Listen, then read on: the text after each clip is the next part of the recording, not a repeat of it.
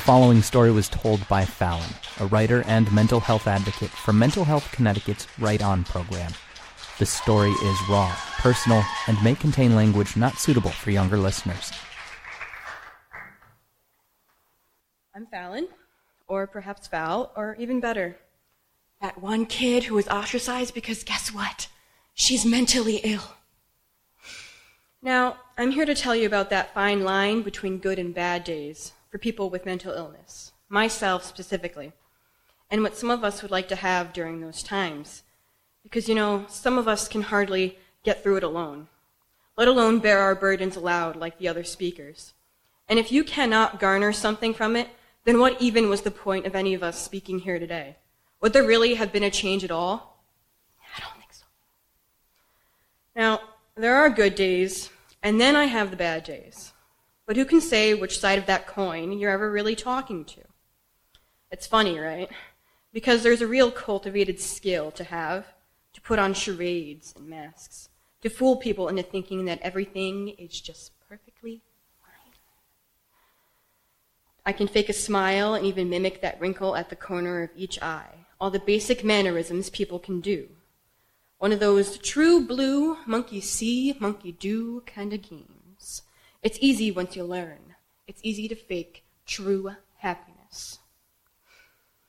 I'm no better than a dying parrot squawking of pretty lies. But, you see, that cage is getting just a bit tighter each time I open my beak. There are good days and there are bad days. We all have them. Yet for me, that spectrum has become quite so blurred. For years on end, all I had ever known was the swing of a fist if I'd shown weakness, the clutch of fingers on my scalp, the feeling of being choked, locked away in a room for hours on end in darkness. But, where you learn weakness is a no-no. You learn that maybe you should just suck it up and grow a pair. It wasn't just my mother who was like this, no.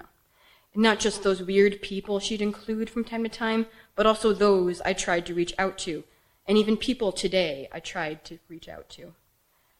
They'd scream at me constantly, "Get over it! You think we have time for this? What are you complaining about now?" And my personal favorite, "What the fuck is wrong with you?" Good. This is exactly what I expected out of every single one of you. So instead of reacting like a normal human being, I get up, I do my daily necessities, and I do what's required, because what else should I be doing? If I break now, wouldn't it all be for naught? Yet even so, you know what takes priority? You. How am I? No, screw me, this is about you. You have issues, I go on the back burner. Let me make sure you're all right, that you've eaten, that you've had a good day, that you've slept. Pretty ironic, even though I can't even choke down a measly sandwich, and people look at me weird that I say I have anorexia, or at least some subvert of it. I love it when they just ask me, "But aren't you overweight?" Newsflash, that doesn't mean that's what makes the problem. When you can't eat, when food has become like poison, when you taste bile on your tongue the moment you wake up, that is what makes the issue. Do some research, then come whine to me about my weight, about my inability to eat, about the breakdown I had the other day in the bathroom covered in vomit. Tell me, who came to my rescue then? Not a goddamn soul. And certainly not some asinine person who thinks weight is what makes a psychological issue. There are those times, and maybe these are some of the worst, where those hours on the clock start to bleed into days. And I just love it when people come to me and say, "Why don't you sleep? Haven't you even tried to relax?" Well, golly, no. I hadn't even thought of it, but thanks, I'll keep it in mind for next time.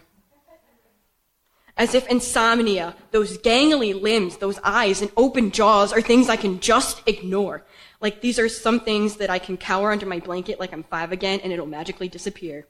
Sure, I could, for the fear the poltergeist would let me. As if it would let me not be afraid that something would wrench off the blanket and swallow me whole. Did I mention the auditory hallucinations? How great those can be. How if you scream, they'll scream back. How that they can drown out the roar of an air conditioner. That's my favorite bit, right? The voices. So many fucking voices. What's even better is that sometimes you can have a back and forth tennis match with them. And that no matter what, they're aiming to pull you just enough rungs down that you'll be willing to commit some unspeakable act, that you'll end up in a pit somewhere where no one will find you. Or even worse yet, it won't be your body, but someone else's. And what about the music? All those instruments that no one else but I can hear. This isn't some elevator music, people. It's a full-blown orchestra that I'm hearing. Chaotic and loud. It's a wonder my ears haven't been bleeding this entire time. You know what's stupid, though? I find solace in these things. Because people do not provide it. And quite frankly, I'd rather hear a misanthropic symphony following me for days on end than some hollow taunting me to kill the very next person I come across. And that, my dear audience, is a piece of the puzzle known as psychosis. Eventually, it gets to a point where these cogs in that machine I'd worked so hard to tend to breaks. And God, I get so angry. Not at anyone, but at myself. And I let myself have it. I am in tears, and my body is folding in on itself as if I can protect myself from my own devices. But what is the use? I've held back for so long. Now's the time to let that dam break, right? I open my mouth to let out screams, but I know better than to be loud, than to let anyone in the house be aware of what's currently going on. Scream I may, but there is no sound. My throat is on fire despite this. My eyes are burning with these incessant tears. I hate them so much, I cannot describe it. Worse still, I hate myself. I keep pulling at my face, pushing at my eyes. Just make it stop. Make it stop. Make all of it stop. I keep repeating nonsense out loud in a garbled mess. Apologies and prayers and neediness for forgiveness. But that door is kept closed. And my voice is hushed. And I know no one can hear me beyond these four walls of my room. But I ask you, what God listens to my words and prayers? Where are my angels when all I ever see are demons? You know, there is that finite line between sane and insane. You don't know you've crossed it until you break apart alone. Always, always alone. And I remember I am on my own because I am the best goddamn actress there is. And all I hear now is my mother's voice screaming at me, "You want a reason to cry, you little shit? I'll give you one!" And she hits me over and over and over, and I feel the sting of her fucking wrists. "You did this to yourself. You deserve this!"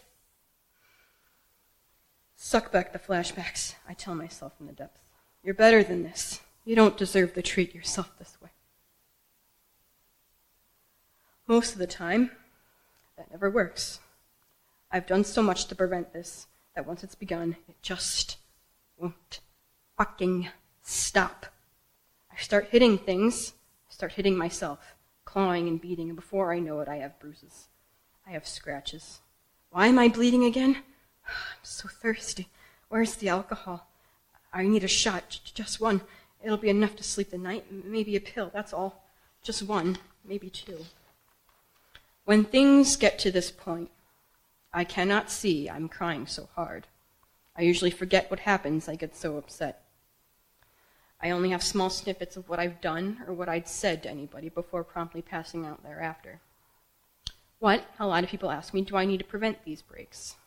A lot of times I just shake my head, shoot them a false smile, and tell them there is no need to be asking such frivolous questions because they've done enough by just being there already. This is my own burden to bear. They need not worry about me, as no one needs to worry about a glass of spilled milk.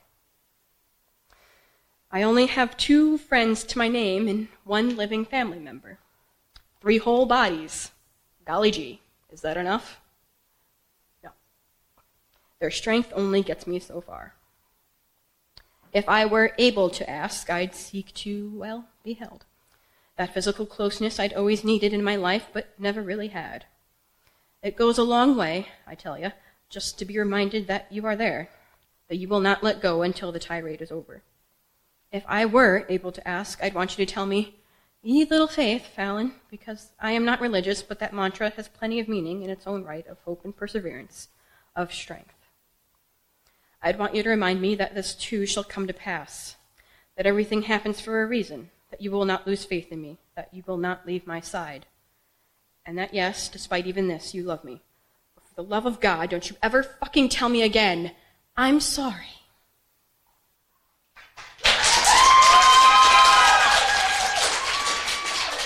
Fallyn's story was recorded in front of a live audience at CT Improv's Theater in Hartford, Connecticut. Want to hear more young adults find their voice and speak their truth? Go to mhconn.org/writeon. That's WRITEON.